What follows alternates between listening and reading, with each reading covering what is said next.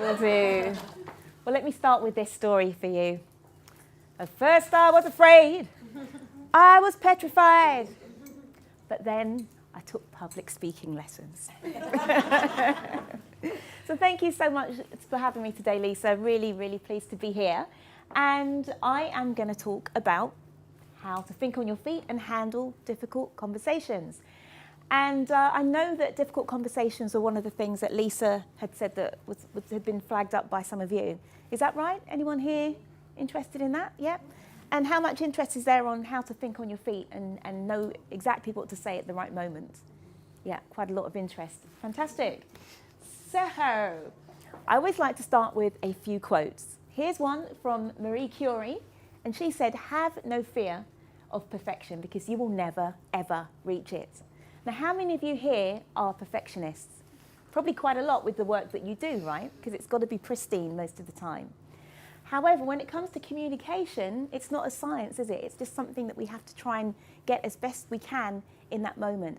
And some of us naturally have it, and some of us have to work a bit harder at it than others.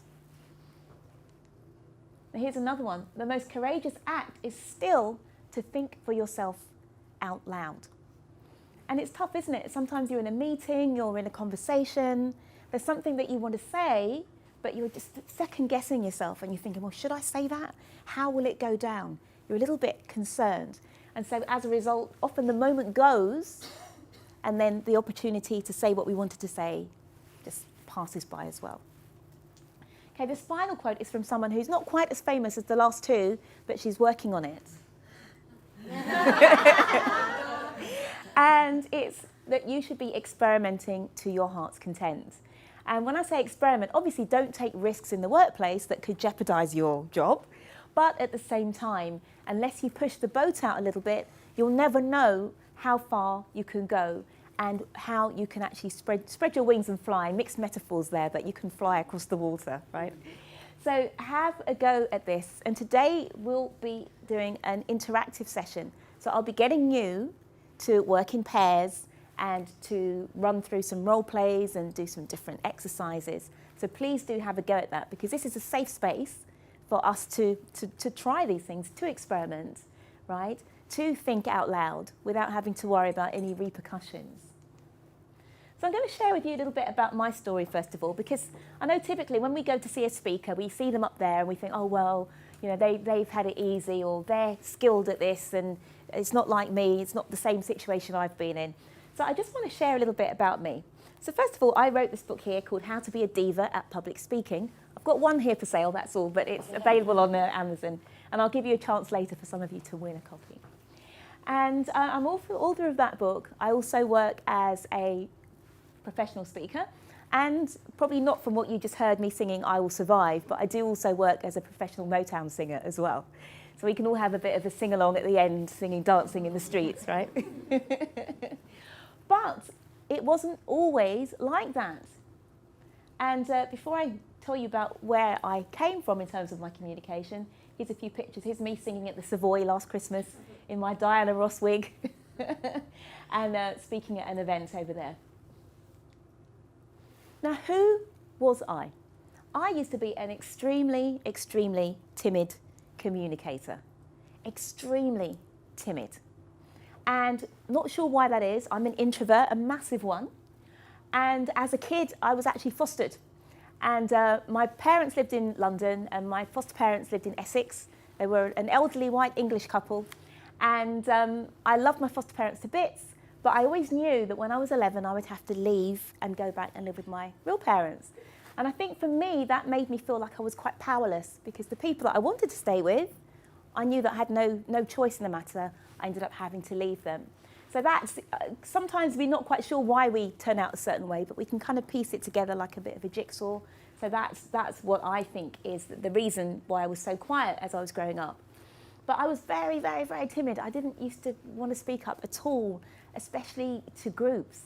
And my first job, my first corporate job, I moved to the States, and I was working for a company in New Jersey, near New York. And anyone here from America? No? Susan's gone now, isn't she? She's Canadian, I think, anyway. Canadian. But yeah. But typically, and I know not everybody here is British, but typically, you know what British people are like, they're quite sort of reserved, they don't speak up a lot, whereas Americans tend to be much more forthright. So I was this timid little mouse in this company of sort of very brash Americans, and so what was sort of quiet over here became like super quiet compared to my colleagues. So much so that my head of HR said to one of my colleagues, and I wasn't there at the time, and he said, what is wrong with Shola? She's afraid of her own shadow. She wouldn't say boo to a goose. And this was told to me by my colleague. He said, head of HR was talking about you. And I'm like, oh, what did he say? And then I heard what he said, and it's like, oh, okay. But anyway, I was in this job for a while, and they decided that because I was so quiet, that there really was something wrong. And one day they called me in to the office of the guy that ran the company, and they said, well, Shola, we feel like you could be performing better. And I thought, oh, well, maybe they're going to send me on a training course, or you know what, they might give me a mentor. But you know what happened? They put me on probation. And that was quite serious for me because I was working overseas, right? And my visa to be in the States was attached to my job. So basically, no job, no visa, no party, back on the plane to London, which isn't such a bad thing, but I wasn't ready to come back. And luckily, with the help of one of my kindly colleagues who decided that she would come in early in the morning and just give me a little bit of extra help and support, I ended up staying in that role for, I think, 4 years in all, until I came back to the UK. And back in the UK, I took a job as an account director. And again, it was a new role, and some people are really great at blagging it, aren't they? If you're good at blagging it, put your hand up. Look, the hands up. Yes. And if you're not so good at blagging it, put your hand up. Okay, quite a few people. So I'm definitely in that second camp. I'm not a good one to blag it. You know, once I know what I'm doing, very confident, but I'm not one to say, oh, well, I know what I'm doing, and then don't know what I'm doing. So I was in this new job, didn't really know what I was doing, and again, I floundered. And this was right around the time of the Twin Towers, you know, tragically coming down. And one of our big clients was British Airways. And who knows what happened right after the Twin Towers came down? What happened to the airline industry? Right, it went in decline. It tanked, right? Because nobody wanted to fly. So our big client, their money dried up. And so, of course, that affects everybody that they work with. So our company, the money started to dry up. And so then the money dries up for the, you know, the employees as well. So who do you think was the first person that was like,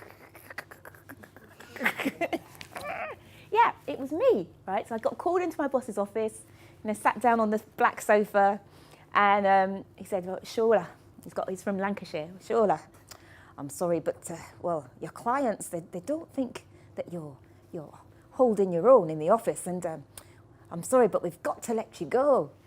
And I'm like, oh, gosh. And as someone who was really nerdy and hardworking and almost a geek at school, well, I was a geek, between us, right? I was a real geek at school. So then suddenly it looks like my career is just completely coming down around me. You know, it made on probation at one job, let go from another. It was like, what is happening? So at that particular point, you know, I was living, sharing a flat in central London. I had to go to my little sister, eating humble pie, and say, please, you know, can you take me in? Can I stay in your spare bedroom? And my sister reluctantly took me in. You know what it can be like between siblings, right? But she reluctantly took me in because she likes her independence. Took me in, and I ended up staying with her for, I don't know, 5 or 6 months. And eventually it was she that came to me and said, look, you can't stay here forever. You've got to sort yourself out. You can't just wallow here. And so at that point, that's when I really got into personal development and sort of understanding that, you know, as we were talking about before, you know, it's what is inside is what ends up being reflected outside. And I realised that there was work to be done inside before I could, you know, get out there and be successful in the workplace. And so at that point, I realised that the keys to change for me were understanding that continual professional and personal development were absolutely necessary for me. Also, it was around being authentic, because quite often, especially in the workplace, we feel that we've got to put on this kind of fake persona. You know, we've got to be this character that we're not really, just to survive and to thrive in that workplace. Whereas really who we want to be is who we really are, but we're not sure if that person can survive in those particular environments. And I realised that for me, being authentic was a huge one, because I don't pretend very well. And then, of course, communication skills. And at that point, I embarked on a path of taking a lot of different training and learning from different coaches and different systems. And that's really what got me to where I am today as a professional speaker and also as a professional singer. So put your hands up if any of you here have ever been fired before. I'm the only one. Okay. Okay, right. What about if any of you? What about if any of you have ever been put on probation before? Okay, a couple of hands. At the beginning, okay. Yeah, it's normal, yeah. So yeah, a couple of you. So the reason I ask you that is to say that, well, if I can turn around from being fired and being put on probation, what can you do when that hasn't even happened to you, right? What can you achieve, whether it's with your communication or with any other area in your life? Okay. So, as I said, my book's called How to Be a Diva at Public Speaking. And I like having little frameworks and formulas and little systems that I can follow. I don't like things that kind of seem a bit messy and I don't really know where I'm going. So whenever I work with clients, whether it's when I'm running public speaking classes or helping executives to improve their communication, I always like to give them little formulas and frameworks. And I'm going to be giving you a few tonight. So this is the first one. Now, if you are asked to speak at a meeting or to speak to a group, I think that the ideal speaker is somebody who is a diva. And my business is called Speak Up Like a Diva. And I get people that say, oh, Shola, why did you call your business Speak Up Like a Diva? Oh, the diva is such a negative term. And diva actually comes from the word divine, right? Which means like a god or a goddess. So diva is not a negative word at all. So you can all be divas. Even the gentleman over here and the guy here doing the camera work, you can be divas too. Doesn't that make you feel good? Yes. Okay. Good. So what does it mean to be a diva? Well, as a speaker, as a communicator, we need a few things, right? We need to be a little bit dynamic. We need to have a bit of life in ourselves, okay? Doesn't mean you've got to run around the room and jump up and down, but in your own way, we can all be lively, right? Some people like to use interesting language. Some people are very dramatic and they pause a lot. Some people use a lot of difference in their volume and the range of their voice, the pitch, okay? There's lots of different ways that you can be dramatic when you communicate. And quite often it's the fact that you're not the same all the way through that's going to get people leaning forward and listening to you and paying more attention, okay? The second thing is to be inspiring.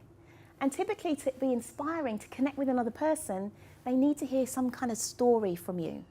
Okay? Even in a work setting, you might tell a story about a former client or a story about a project in your office that catches people's attention. So that's what connects one individual to another. It's the storytelling. And that's why I always tell my story, because otherwise I'm just another person that just comes and speaks to you and then goes away. Okay? You're more likely to remember the story than you are any of the stuff that's going to follow tonight, probably, right?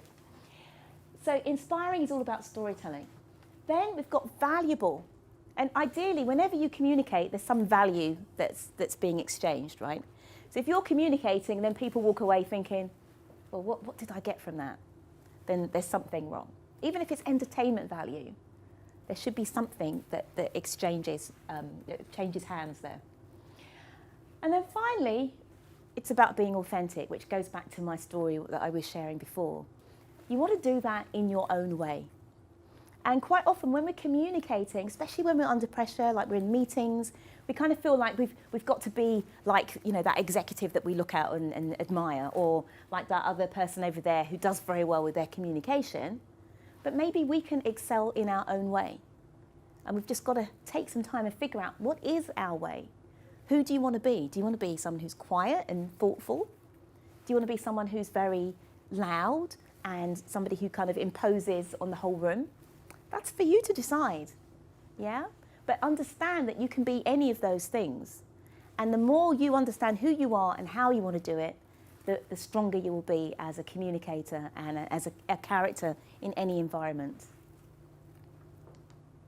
All right, so here's a little bit of a summary of that dynamic, inspiring, valuable, authentic, my little diva framework. But authentic is like being your best self, staying true to who you are, valuable, making sure if you're going to speak to a meeting or to a room, make sure you do research, understand who's going to be there, what do they expect to hear from you. Inspiring, about connecting with your audience with stories.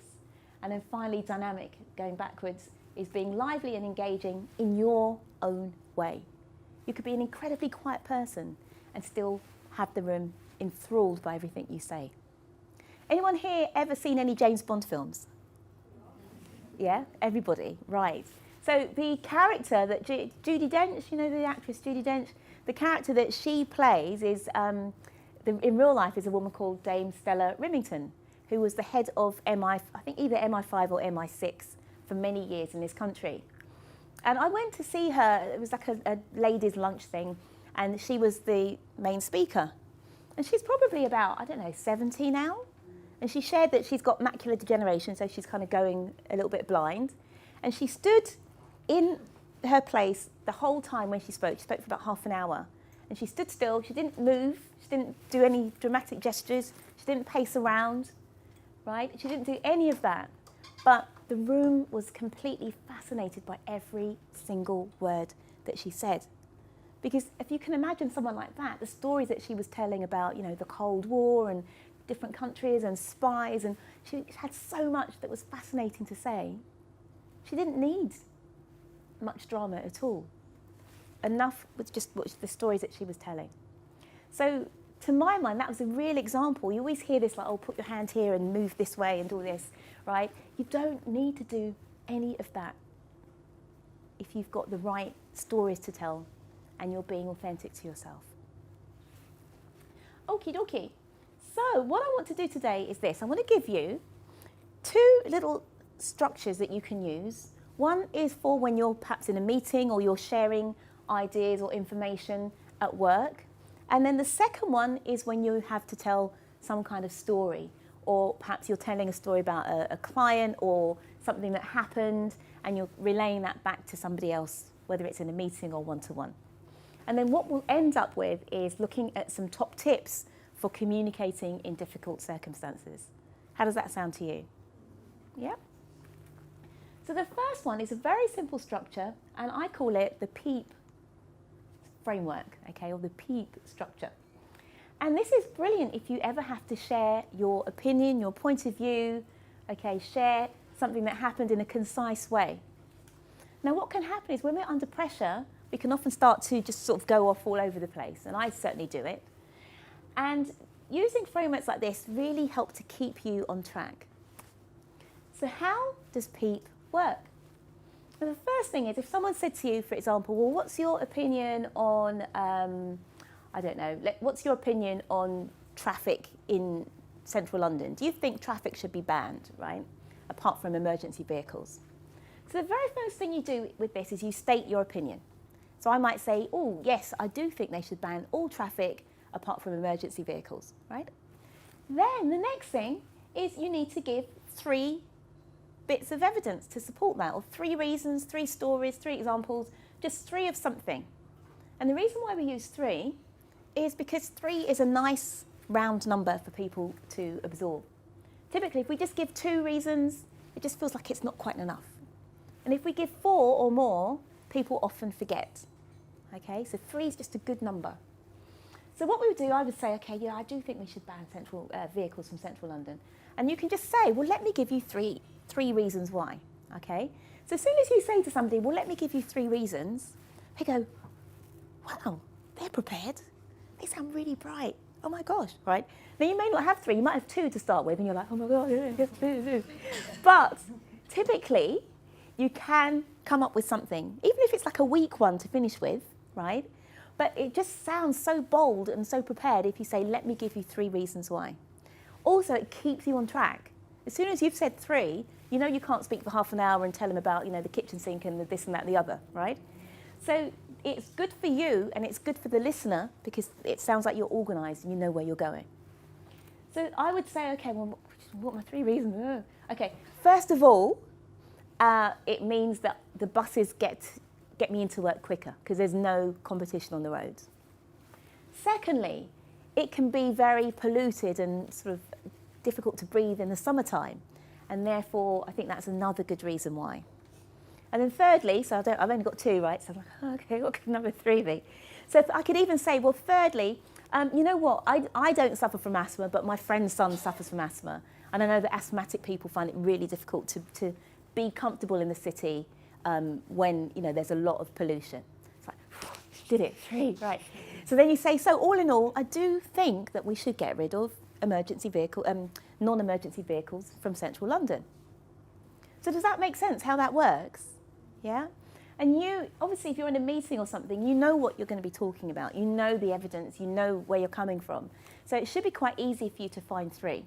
But if you can't find 3 individual discrete examples, as I say, you can just kind of go a bit broader and go in a bit more detail on maybe the second one, and no one will say, oh, well, hold on, that's not a different one. They'll just say, oh, yeah, that makes sense. Okay? So what I want to do now is we're going to do an exercise in pairs, and I want you to all get a chance to practice this PEEP framework. So the question that you have to answer is this. Okay, first of all, so with somebody that's sitting near you, I want you first of all to say who you are, just introduce yourselves. Then I want you to say one thing that you love best about your work. A few people just like go, do I love my work? I'm sure you do, right? So one thing that you like a lot about your work, okay? Then I want you to go into 3 reasons why, or 3 examples, or 3 like mini stories, or whatever it is to support that one thing. And then you wrap up by saying, so all in all, that's the thing that I most like about my job. Does that make sense? Yeah? So what I want you to do is to split into A's and B's, and A will be the person with the longer hair of the 2 of you. Okay. People always laugh, that's why. But the one with the longer hair. And what I'm going to do is give you about 2 minutes each to answer these questions. So we'll have A go first. A's got 2 minutes. So 2 minutes is a substantial amount of time, right? It's not a small amount of time. So you've got time to say what it is, and then, give like some good meaty reasons why, and then sum up. And then after 2 minutes, what I'll do is I'll call time, and I'll just say swap over, and then it's time for B's to go. Everyone that makes sense to people? Yeah? Fantastic. All right, A's, off you go. You've got 2 minutes. 10 seconds left.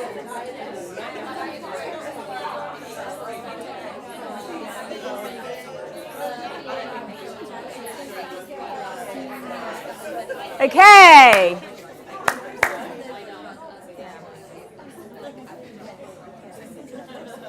Fantastic. So obviously none of you had any problems at all using that framework because I heard a lot of talking just then.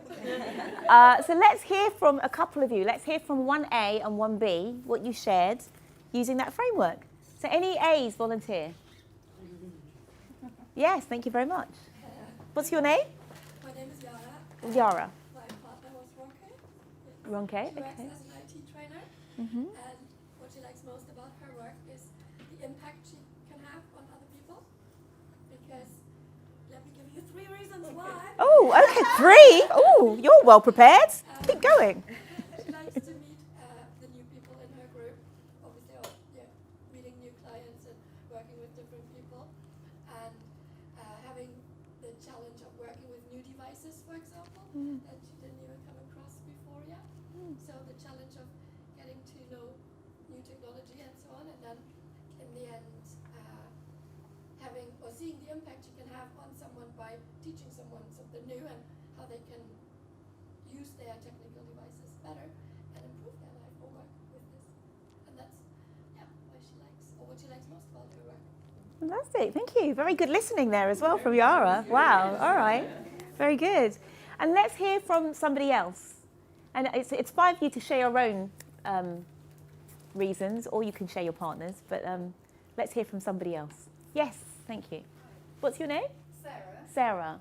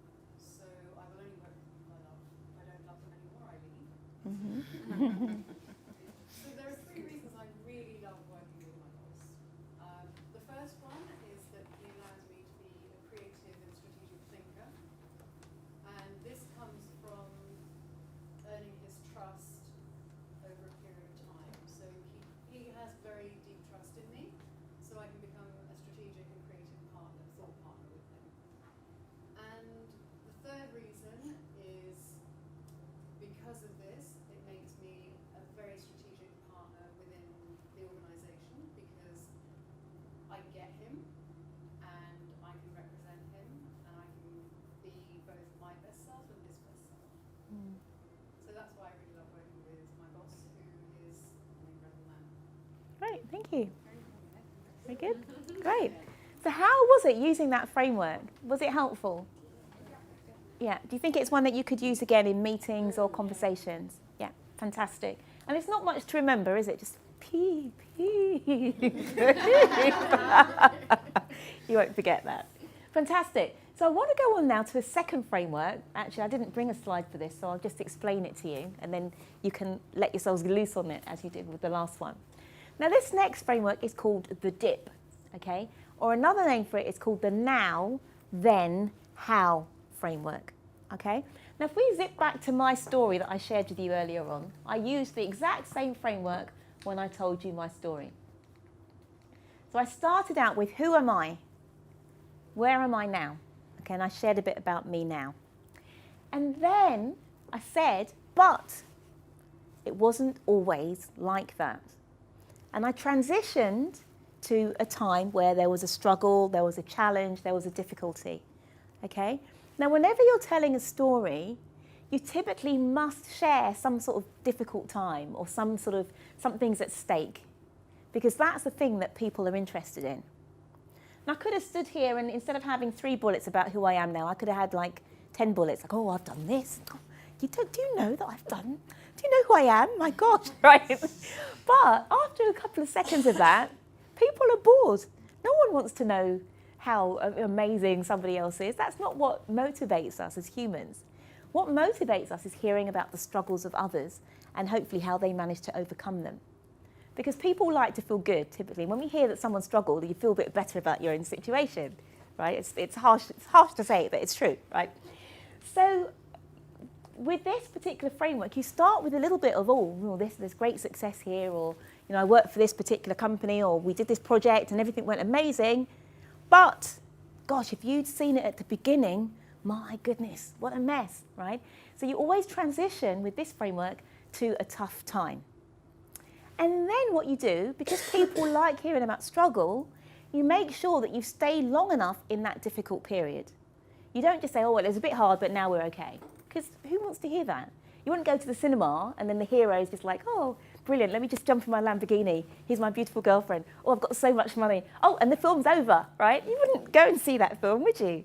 You always want to see something where there's a bit of drama, a bit of struggle, a bit of tension. So why can't you inject that into your own stories? And this framework makes it really easy to do that. So you start with the now, then you go to this tough time. And you give people some detail. So I told you that I got put on probation. I told you about my boss and how he spoke, how the 2 different bosses spoke. I talked about the black sofa and me sitting down there and how I had to move and live with my sister. So you really got a decent picture of the fact that it was quite a hard time for me. Okay? So when you're sharing that story, you want to make sure that you give people a decent picture of the struggle. Because if you don't share the struggle, they won't appreciate the difference between where things were and where they are now. And that's where the drama and the tension and the interest in your story comes from, right? So you start with where we are now, then you go back, oh, but it wasn't always that way. Oh my goodness, well. And then you talk about the difficult time and you stay there for a little bit. And then the other payoff in this story, so the first payoff is the difference between now and then, because it's quite dramatic and interesting. But the second payoff in this framework is when you explain what you did to turn things around. So when I talked about my turnaround, I talked about, for me, it was all about personal development. It was all about being authentic. It's all about communication skills, okay? You might find that if you're talking, you can use this in a job interview, right? So you could say, well, I turned this situation around, it was very difficult at my old employment. But what we did to turn things around was we had to, we did cost cutting, we had to rationalize everything, we had to put in new systems, whatever it was, okay? Because then that's showing that it's your expertise or your learning that turn things around, and that's what you can share with other people, okay? So in the same way, if there's someone here that's a bit quiet or an introvert, they might say, oh, okay, yeah. Oh, authenticity. So they're learning something from your struggle and from the turnaround that you performed. Does that make sense? Yeah? So it's a really handy little framework, especially if you're someone who's a bit rubbish at telling stories. Okay, I'm one of those, always, like the fluff the punchline, don't give enough information at the beginning, so people don't really know what's going on. I think I'm finished, and they're like, well, what happened to this? Right? So if you use this framework, you'll never get those sorts of questions again, because it's a really tidy one, and everything is nicely wrapped up. Okay? Now, one of the challenges with this framework is that people often aren't used to starting a story with now. They're not used to saying, well, this is where we are now. They're used to starting in the past. So that's something to watch out for. But let me tell you this. If you ever start a story and people start interrupting you, because you say, oh, well, it's about sort of 10 o'clock, in 1972, and people are like, what? You want me to listen to this, right?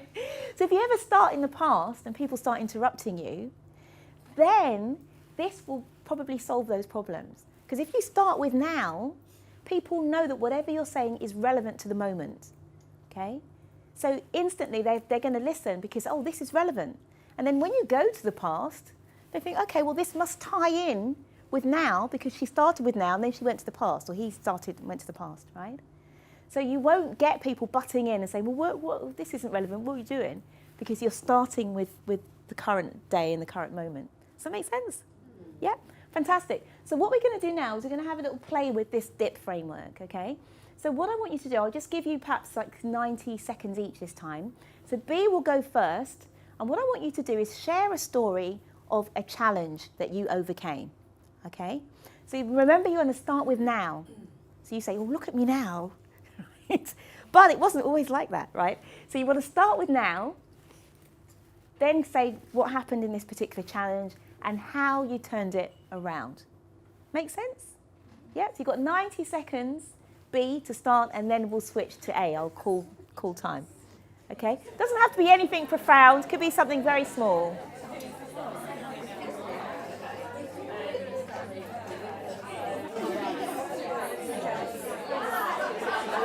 Right, swap over. So A's, it's your turn to be swapping over now. So A's, it's your turn.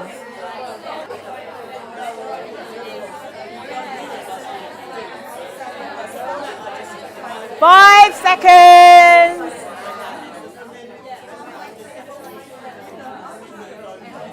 Okay.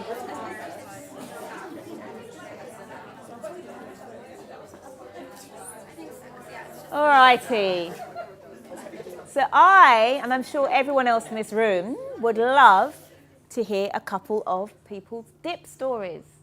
So would anyone like to share their story? Yes, thank you. I have a 32-year-old daughter who's got 2 children. She lives in Newcastle. At the age of 15, she was diagnosed with cancer, and it was the worst time of our lives. I have 2 other daughters, and the next 5 years, all I ever did was care for her, make sure she was okay, up till the age of 21, because because it was so aggressive, they weren't sure if it would return. So after 5 years of just focusing my life, leaving everything, just me and my daughter, and the other 2 obviously, but unfortunately didn't get that much attention from me at the time. Now, after she was given the all clear, she could decide to get married, finish her degree, but the only downside was she was told she couldn't have children. But I told her to keep faith, and she's got the most beautiful girls too. One's 4 and one's just born 3 weeks ago.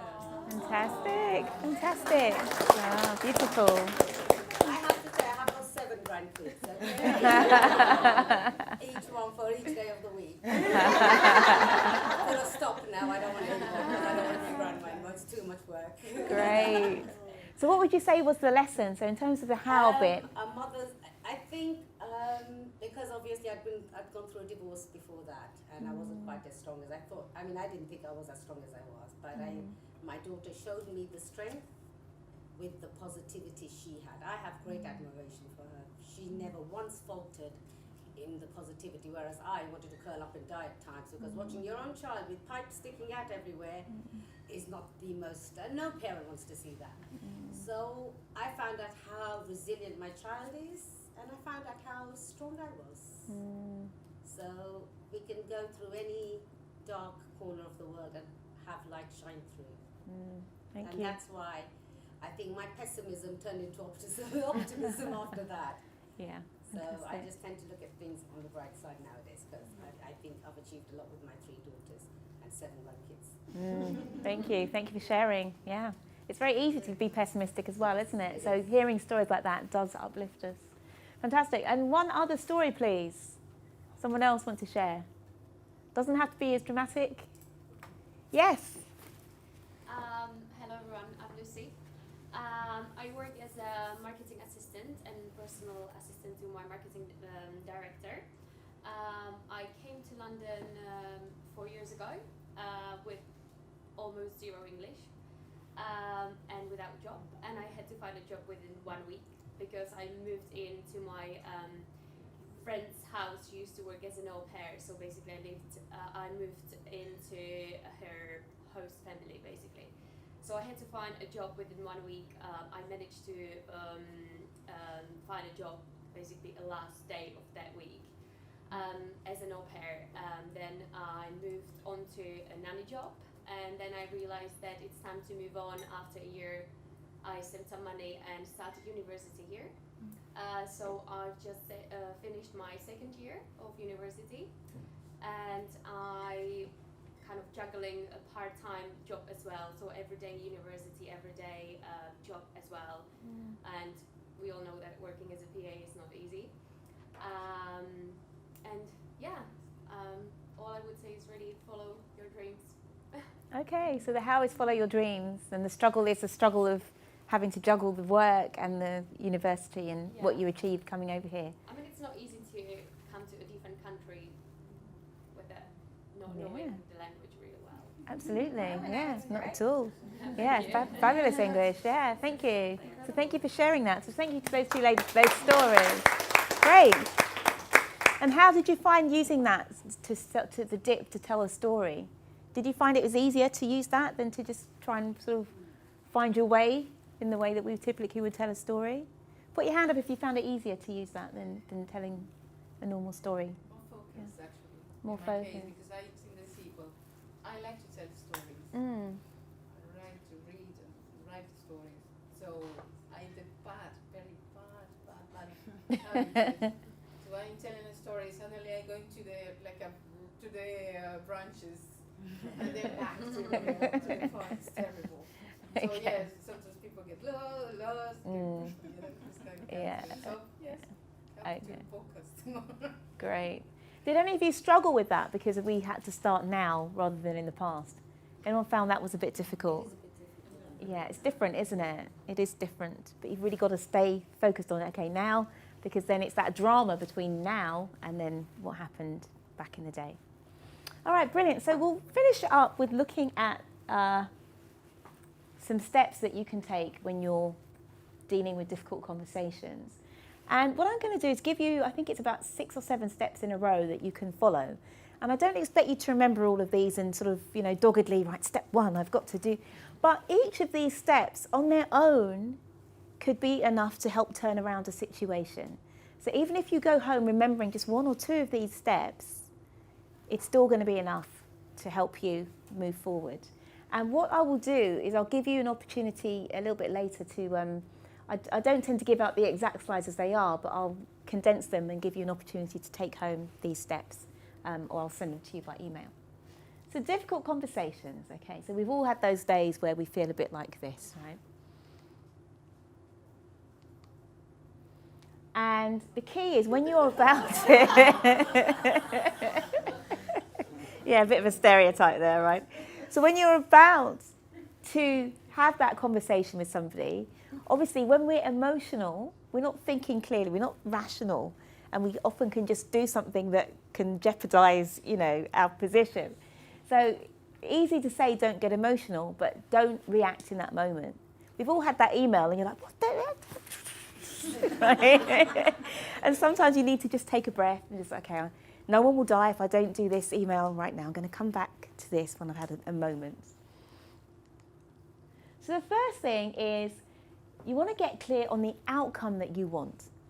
Because quite often we want something, or our values have been sort of violated, but we're not clear exactly how we want things to change. We just know that we want something to change and we feel something's wrong, but it's very important for us to be clear on exactly what outcome we're looking for. And then also to decide on your energy. And when I say decide, it's your decision, it's your choice. You could be reactive and say, right, well, they've just made me feel this way. Or you could say, hold on a second, I want to be calm. Or I want to be authoritative. Or I want to be clear, right? So if you can take a moment, and all of this means that you've got to just step back. You can't do this immediately. Take a moment and decide on your energy around this situation. And sometimes you can have a game with this. You can say, well, normally I'd be angry, but this time I'm going to play with being in control, or even play with being playful and humorous about this and see if I get a different outcome than I usually do.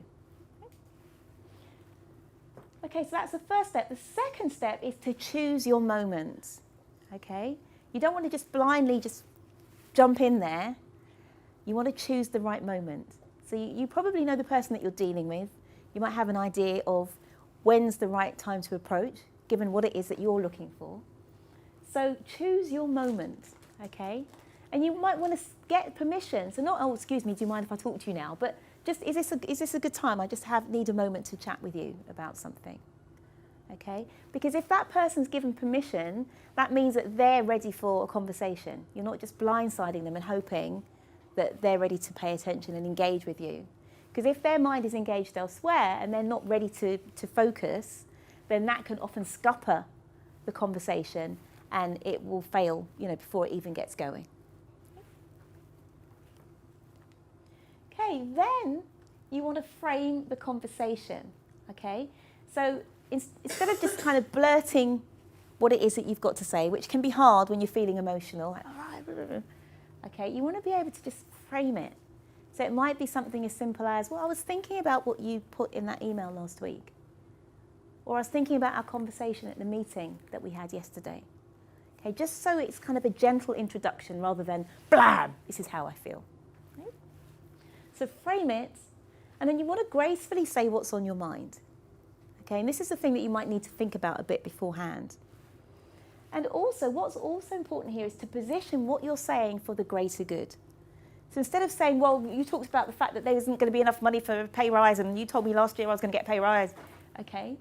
You might come in with, well, I understand that the company's struggling a bit at the moment, and I'd just like to understand where that conversation about the pay rise last year fits in this new context, okay? So it's saying that you understand the bigger picture. It's not all about you, okay? Because that's going to soften the person that you're talking to before you go into the point that you want to make. Okay, then you want to take responsibility and own your feelings. And quite often, if we feel that the other person is in the wrong, we're in this position where, well, I'm right, they're wrong, I've got no responsibility here, it's all about them. But if you can try and take some responsibility, then the other person will see that you're coming from a position of trying to patch things up and make things good, rather than, well, you're wrong and I'm right. Because that's never a good way to get into a conversation, because you'll just put the person's back up. So own your feelings. Doesn't mean you have to share all of them, but own them. And if you own them, it's much easier to decide what you're going to share and what you're not, rather than, well, you made me do this and I'm just going to tell you everything. Okay, then the next step is to get their perspective, because there's always two sides to everything, aren't there? So if you can stay cool and then ask them what they think, that will diffuse a lot of the tension anyway. Because once people feel that they've been heard, they're a lot less defensive.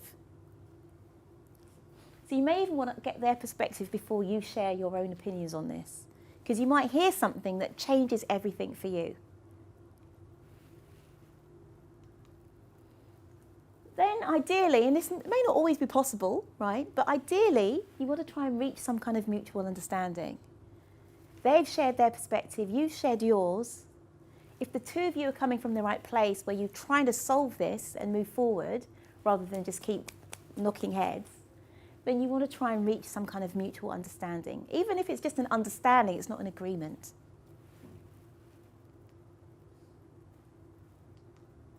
Then you want to arrive at some kind of resolution, because you want to be able to leave this behind you and move forward. If it's not resolved, it will keep coming back. So you might say, okay, well, what's the resolution here? You might ask them, and then they might ask you, or you say, well, okay, I've heard what you said. I think the resolution might be this.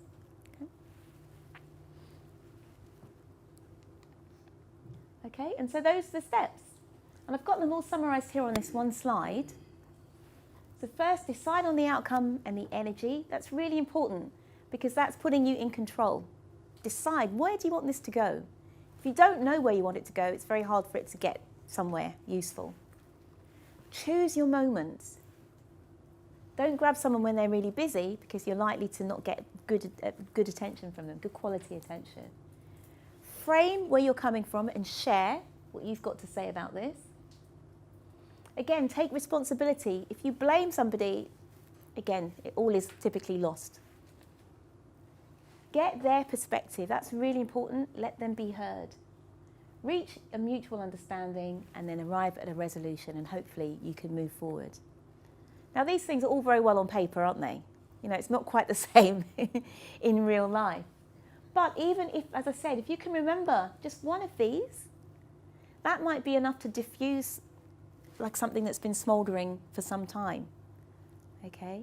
So you don't have to remember every single step, but if you can just remember, you know, even getting their perspective, well, what do you think about this? I'm feeling a bit upset or a bit this way about something, but what do you think? Where did that come from? Yeah? That's enough often to just get someone to reflect rather than to be in a conflicting state. So the last exercise tonight is this, okay? So I'd like you to, with your partner, I want you to think of a situation that you would like to resolve. Could be at work, could be with family, could be, you know, there's a number of things it could be in different situations. And I want you to just think, when is a good moment for that particular person? When's a good moment to speak to them? Okay? So it might be like with the partner, mine might be after he's had his dinner, right? Okay? But when is a good moment to speak to that person? How can you frame the conversation for the greater good? Okay? You might be completely selfish here with what you want, but how can you position it so it seems like it's not about you, you're doing this for the good of everybody? Right? What can you take responsibility for? Okay, because that's always disarming. If you take a bit of, even if it's entirely their fault, but you say, well, you know, I do understand, you know, it's probably me, but how disarming is that? Yeah? It's going to soften anyone. Predict their response, okay? So be canny about this. When you approach them, what do you think they will do? Okay? Predict that response, and then how will you deal with it? They may not respond the way that you think, but you're going to be better prepared if you do try and predict where you think it's going to go with them. Okay, and then finally, the question for you, if this is a real situation you're dealing with, I want you to think, when are you going to have this conversation? Is it tonight? Is it tomorrow in the office? When is that moment? Okay, so that is your homework really. When is it? And then go and do it. Right? So let's do this then. So once again, you've got 2 minutes each.